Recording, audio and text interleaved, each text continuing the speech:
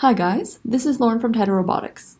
Today I'm showing you how to use the rate limiter in our flight stand software.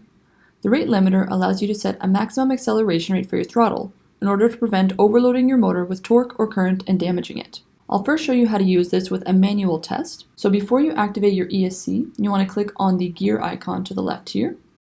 And in this box, enter a rate limit value in microseconds per second.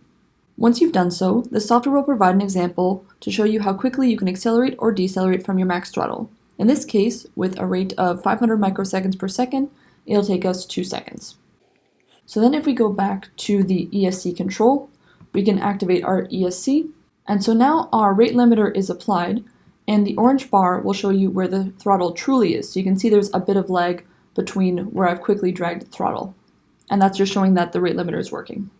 So we can slide that back down. We'll briefly turn off our ESC so we can remove our rate limiter here because we want to do an automated control test now, and if we leave the rate limiter on in the manual mode, it will apply it to the automated control mode. So then we'll reactivate our ESC. We'll go to an automated ramp test, and I've already input some sequence steps here. And so we'll add to our rate limiting column some different values. There we go, and you can either have a different rate value for each step or the same one for all steps. And then we can scroll down and see how this looks with our sequence preview. And when we're ready, we can execute the sequence, and that will take us through the test with the rate limiter applied. There we go.